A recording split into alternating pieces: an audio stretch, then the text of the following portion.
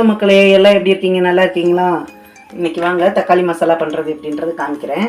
குழம்பு சாப்பாட்டுக்கு உளுந்து 1/2 ஸ்பூனு, கடுகு 1 ஸ்பூனு, கருவேப்பிலை சேர்த்துக்குங்க. பொடிசா நறுக்குனது ஒரு 2 வெங்காயம் பொடிசா நறுக்குனது சேர்த்துக்குங்க. நான் ஒரு 1/2 கிலோ அளவு தக்காளி எடுத்துருக்கிறேன். அதை 4ஆக கட் பண்ணியிருக்கிறேன். அதையும் இது கூடயே சேர்த்துக்கிடுவோம். மக்களே, இதை நான் அரைச்சிட்டேன். என்னென்ன போட்டேன்னு சொல்கிறேன். அதே மாதிரி அரைச்சிக்கோங்க. கரண்ட் போயிருமேனு ஒரு அவசரத்துக்கு அரைச்சாச்சு. தேங்காய் 1/2 முடி எடுத்துருக்கிறேன். இது கூடயே சோம்பு ஒரு 1.5 ஸ்பூன் அளவு சோம்பு எடுத்துருக்கிறேன். கருவேப்பிலை சேர்த்துருக்கிறேன். புதினா சேர்த்துருக்கிறேன். இவ்வளவும் சேர்த்து நைஸாக ஆட்டியிருக்கிறேன். பாருங்கள், நைஸாக ஆட்டியிருக்கிறேன். இவ்வளவு நைஸாக ஆட்டி எடுத்துக்கோங்க.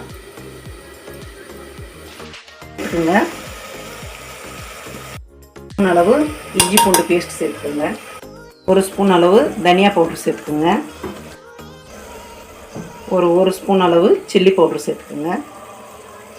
பெருங்காயம் கொஞ்சம் தேவையான அளவு சேர்த்துக்கோங்க. பாருங்கள், இந்த அளவுக்கு நல்லா மசிஞ்சதுக்கப்புறம் நம்ம அரைச்சி வச்சுருக்கிற மசாலாவை இது கூட சேர்த்துருவோம். இது சேர்த்துட்டு இதுக்கு தேவையான அளவு இதிலே தண்ணி ஊற்றி அலசி இது கூடயே சேர்த்துக்குவோம்.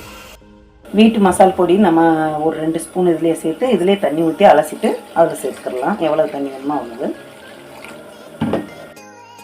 பாருங்கள் மக்களே, இந்த அளவுக்கு நான் சேர்த்துருக்குற தண்ணி உங்களுக்கு எந்த அளவுக்கு தேவையோ, திக்காக வேணுமோ தின்னா வேணுமோ நீங்கள் பண்ணிக்கோங்க. பாருங்கள், இந்த அளவுக்கு. இது இப்போ நான் மூடி போட்டு ஒரு 2 விசில் விட்டுக்கிறேன். பாருங்கள் மக்களே, ஓப்பன் பண்ணிட்டேன். நான் 3 விசில் விட்டுருக்குறேன். பாருங்கள், ரெடி ஆயிடுச்சு. இந்த இதில் இருக்கும். இட்லி, தோசை, ரைஸு எதுக்கு வேணாலும் ஊற்றி சாப்பிட்லாம், நல்லாயிருக்கும். இது கூட கொஞ்சம் கட் பண்ணால் கொத்தமல்லி தழை சேர்த்துக்கோங்க. லைக் பண்ணுங்கள், ஷேர் பண்ணுங்கள், கமெண்ட் பண்ணுங்கள் எல்லோரும். தேங்க்யூ. வாழ்க வளமுடன்.